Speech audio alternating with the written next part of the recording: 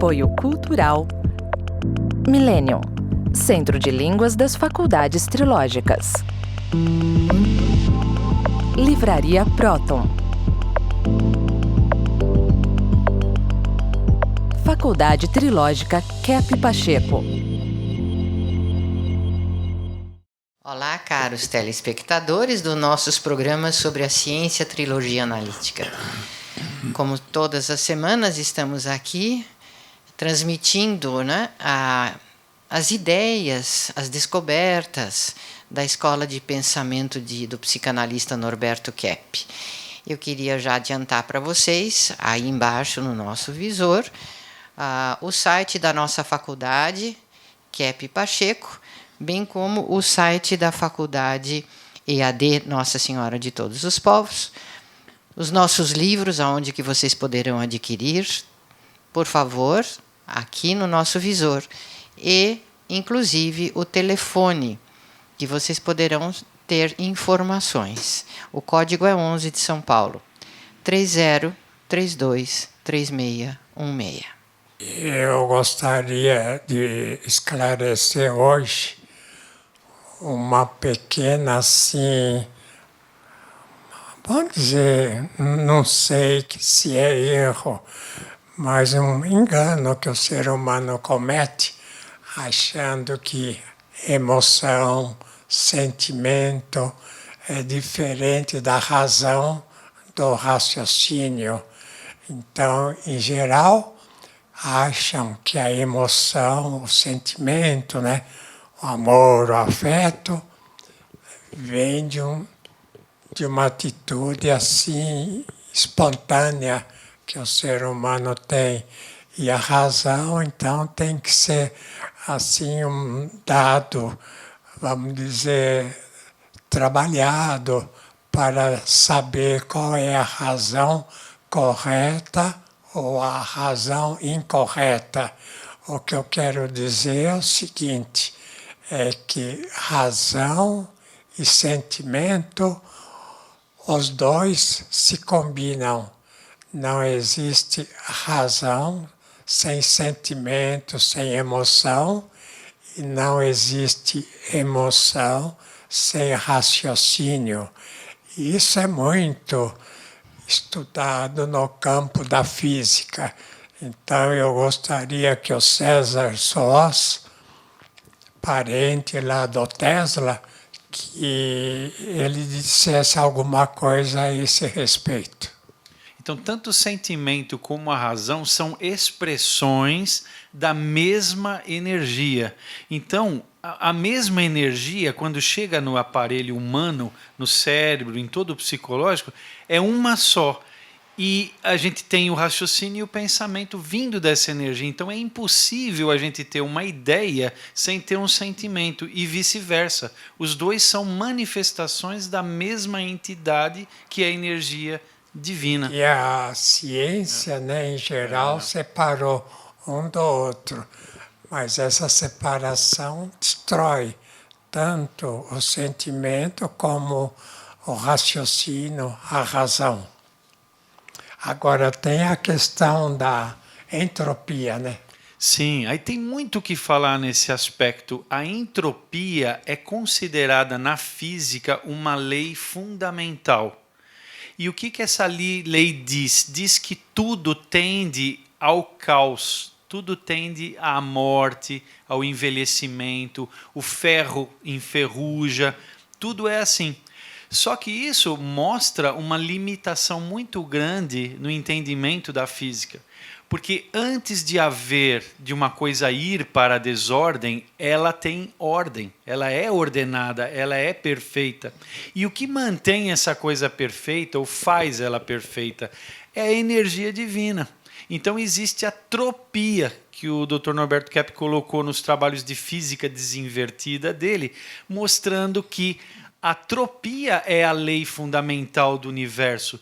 Tanto é verdade que uns planetas não ficam se chocando uns com os outros, eles vivem numa perfeita harmonia em torno do Sol, o Sol em torno de outras estrelas, tudo no universo é harmônico, a natureza, tudo é trópico, para depois ficar entrópico. Então até parece, né, Dr. Kepp, que a entropia é mais uma aceitação dos demônios na vida da pessoa, né? Que levam ela para patologia, para doença, para morte. Como é que pode existir, por exemplo, ferrugem, né, nos materiais, né, no ferro, se não existe, vamos dizer, a tropia, que é a realização, que é a questão de aceitação, né, da criação. Criação é o fator trópico, né?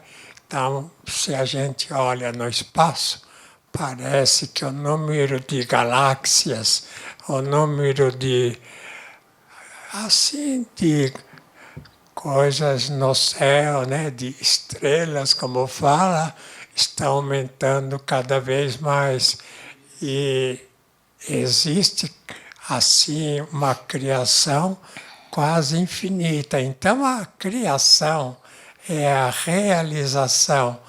A criação é a realização que pode um dia cair na entropia, que pode um dia no ferro, né, no metal, enferrujar.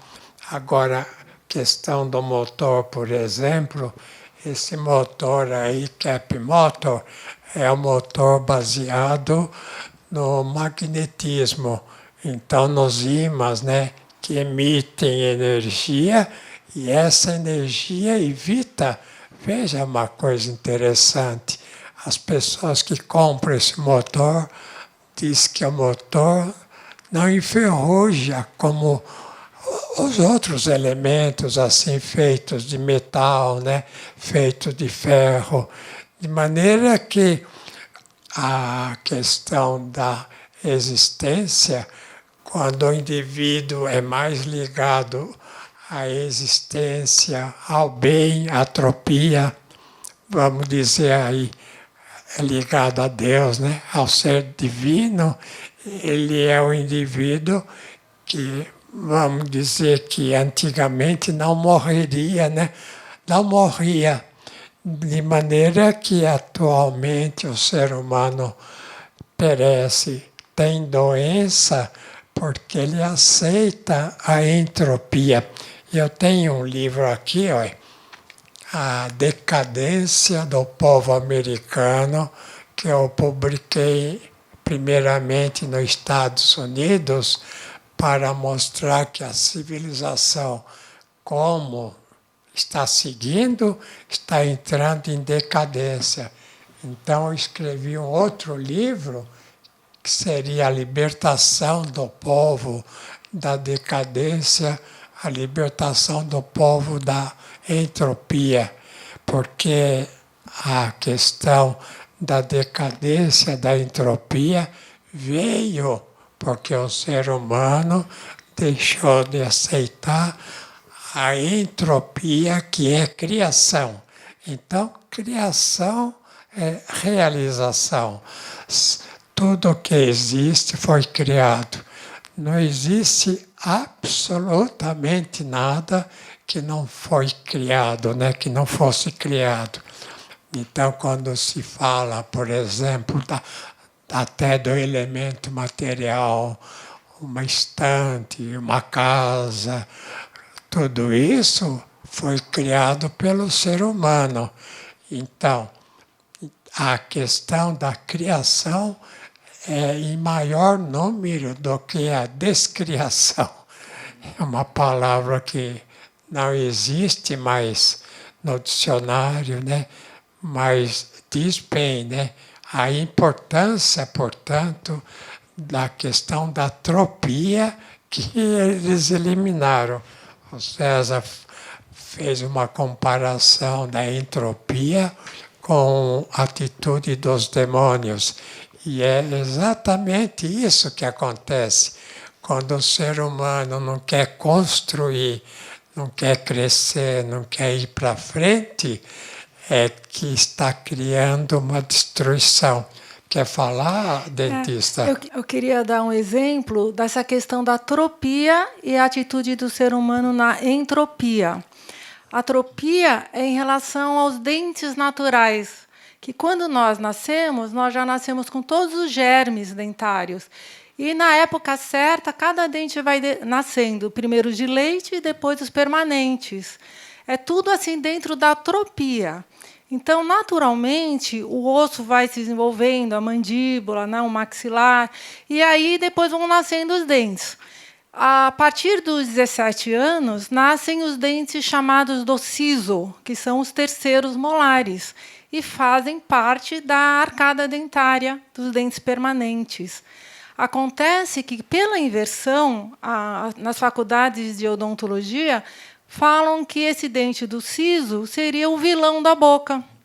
Então, o que eles fazem? Eles ficam indicando fazer cirurgia, antes deles nascerem até. Muitas vezes ainda são germes. Então, essas cirurgias são desnecessárias, são as que causam mais complicações. E por que ele não nasce normalmente? Em alguns casos, ele não nasce normalmente. Por quê? Por causa da falta de espaço ósseo. E por que o ser humano não desenvolveu? Por causa da contração. Essa é a parte de sentimentos. Isso que a doutora Heloísa está falando, que é importante, né? Que se o ser humano não assim aceitar o elemento negativo, a destruição, a patologia, né? Então os religiosos chamam de pecados, né? A arrogância, inveja, atitude assim de emoção negativa, de avareza. Se o ser humano não aceitasse isso, se continuasse, isso vamos dizer, dados bíblicos, né? Como Adão e Eva no bem, o ser humano não ficaria doente e não morreria. Então, o que eu quero falar é isso, é que a doença, o mal-estar, a patologia, a psicose vem quando o ser humano aceita, né, os elementos assim destrutivos da vida. A doutora Julieta estudou medicina lá em Cuba, depois lá na Espanha. Ela é de acordo com essa tese agora? Sim, de fato, tudo no organismo segue essa dinâmica da tropia. Todos os mecanismos são para reparação, para regenerar, para manter a vida. Somos nós, com a nossa vontade, que alimentamos a conduta oposta, a entropia, que atrapalha a própria energética da natureza, que está sempre sustentando e mantendo para o bem. Então, importante é conscientizar nossa vontade invertida. Que coisa, eu né? vou mostrar agora, a humanidade, os cientistas pensam que eles têm que corrigir as falhas da natureza. E não que tudo que é pela natureza é trópico, é bom, é para harmonia, para ordem, para saúde. E a vontade invertida do ser humano que atrapalha tudo. Imagina se a gente fosse usar a vontade para funcionar o nosso organismo, que caos. Quando vai respirar, quando vai fazer digestão, como vai fazer? Impossível. Corrigir, né, Cláudia, as falhas que o demônio colocou no mundo e que o ser humano segue. Eu vou mostrar um exemplo que é interessante, é uma descoberta que eu fiz com a Inger. Inger é uma sueca, né? Não sei se ela é sueca ou finlandesa, parece mais sueca, que ela fez os exames de sangue e o sangue mostra em que posição a pessoa está. Uma posição do bem, da realização, da tropia, ou uma, vamos dizer, uma aceitação da destruição, até uma ideia, né? Achando que o Lúcifer pode fazer alguma coisa de bem. Veja essa foto aí. Veja que os glóbulos do sangue aí estão embaralhados, né? Então isso mostra o quê, né? Que na vida psíquica que na vida assim, mental o ser humano embaralha tudo. Então, o bem ele confunde com o mal confunde com a realização. Então, isso mostra que o ser humano assim, confuso, é doente. Eu queria mostrar uma foto de um outro sangue para ver a diferença. Veja aí essa foto. Os glóbulos estão bem dispostos, né?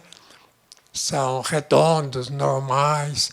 Então, o que acontece em geral é que a natureza forma o ser humano assim, praticamente perfeito, mas pela ação, pela atitude, pela, vamos dizer, educação errada, o ser humano começa a ter uma conduta assim doentia que até o sangue é transformado. Está de acordo, Inger? Sim, estou, Dr. Keppe. Hoje eu trouxe esse livro da doutora Cláudia Pacheco, De Olho na Saúde. E no capítulo 15, ela escreveu: nosso corpo revela o que nós não percebemos em nós. É isso que nós estamos vendo no sangue, que cada pessoa é diferente. E também uma pessoa de uma hora para outra pode mudar o quadro de sangue. Se a pessoa fica tranquila, fica essa redondo, bonito, os glóbulos vermelhos, e fica estressada, então é tenso. Então começa a aglomerar os glóbulos vermelhos. Então, o importante é ver isso, né? Se a pessoa fizer um exame de sangue para ver se ela é apta ou não para um cargo de autoridade. Então, se coloca uma pessoa que tem o sangue embaralhado, que tem deformado, ele vai, no cargo dele, deformar, embaralhar tudo. Veja, gente, uma relação da psicossomática, uma relação do corpo com a mente. A mente é que forma um tipo de corpo que é visível, né? Senão a ciência não poderia ver quais são as deformações se não aparecesse na vida orgânica, né? Então a doença e a dificuldade da pessoa ter uma conduta correta é já influência de uma atitude já sanguínea, somática. Então, se a pessoa embaralha tudo, ela dificilmente vai conseguir orientar bem o que quer que seja. Dr. Keppe, isso que o senhor está falando é impressionante. E isso é uma coisa séria. Porque, por exemplo, hoje em dia eles estão estabelecendo o tal do passaporte verde para pessoas vacinadas.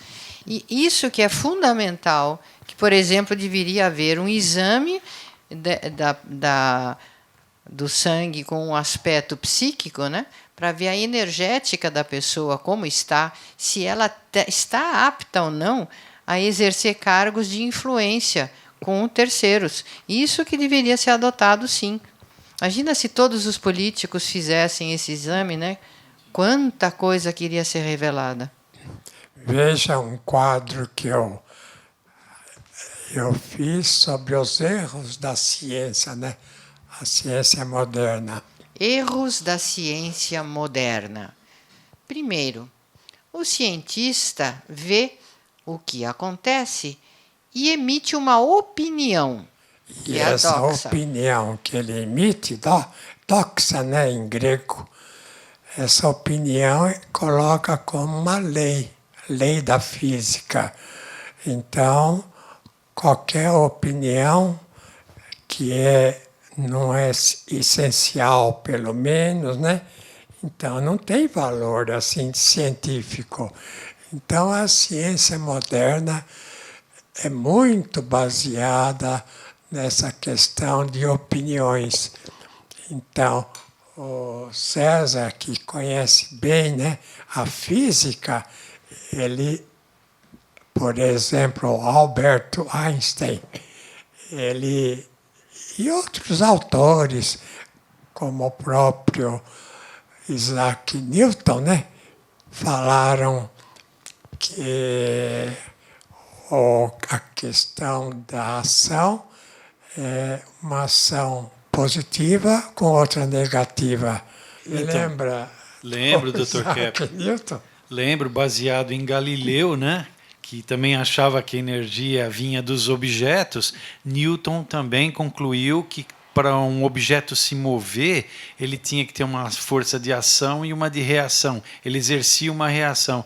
Então, ele colocou na energia a força de reação também. Isso porque ele observou somente o aspecto sensorial, material. Ele não observou o aspecto essencial da tropia, que diz que tanto o objeto ele é feito pela energia essencial, como o próprio movimento do objeto também advém da energia essencial. Então, eles influenciaram a física de modo sensorial. E Albert Einstein levou isso às últimas consequências, dizendo que o movimento da matéria se relacionava com tempo e espaço, quer dizer, aprisionando o ser humano numa prisão sensorial da matéria, né? Dizendo que a energia vem da matéria em movimento. Isso é uma tremenda falácia, né? Vem do movimento interno, né? Tudo vem do interior. Então, existe qualquer elemento. Existe o elemento exterior, né? A existência, e existe o interior, que é a essência. A existência tem que funcionar de acordo com a essência. Veja novamente o quadro, né? O que fala em segundo lugar. Por esse motivo, cada campo de estudo é diferente de outro. Então, geralmente, uma lei que aplica na medicina, geralmente é diferente de uma lei que aplica a outro qualquer campo, ao direito, a qualquer outra, vamos dizer, atuação do ser humano. E esse é o enorme erro, porque o que uma lei que é, vamos dizer, perfeita na física, é perfeita na medicina, é perfeita no direito, é perfeito em todos os campos. É só uma lei fundamental.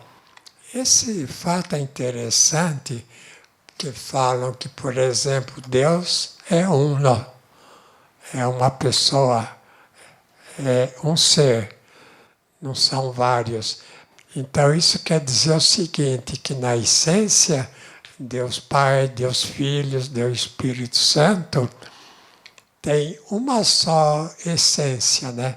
Que é um só pensamento, uma só lei, uma só ação. E nenhum deles tem uma reação como aquele famoso, né, criador da física, o Isaac Newton e o Galileu, né, falavam que o movimento exterior é que causa a essência. Não é isso, não. É que qualquer movimento exterior vem do interior, de maneira que o fator assim da essência é fundamental.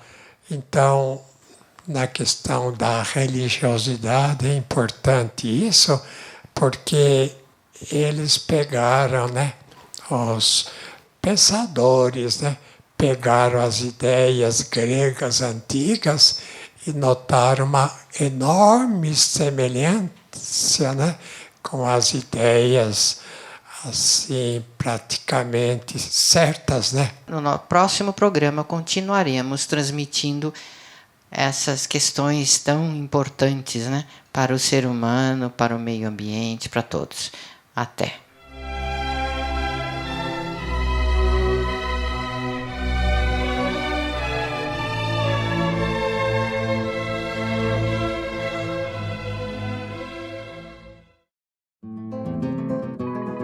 Você sabe o verdadeiro significado da palavra Brasil?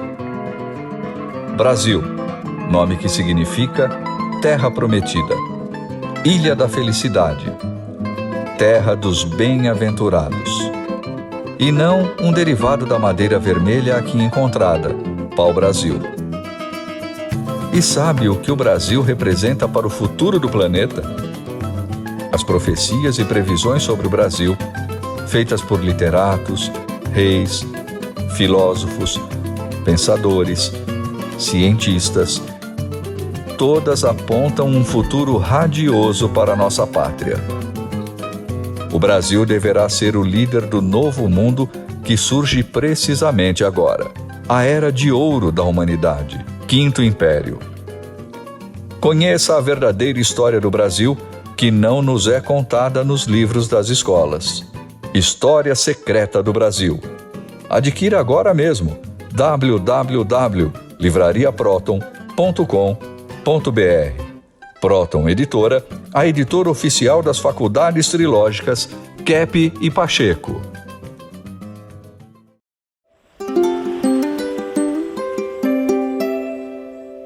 Unprecedented times, huh? You know what can really help? Language classes at our therapeutic language school. You get access to the language, but you also explore culture, philosophy, spirituality, and self-knowledge. All those things that can help make you healthier. And I can't think of anything today more important than being healthy. We're the Language Center of the Kepp and Pacheco Trilogical College. Come, learn, start living again.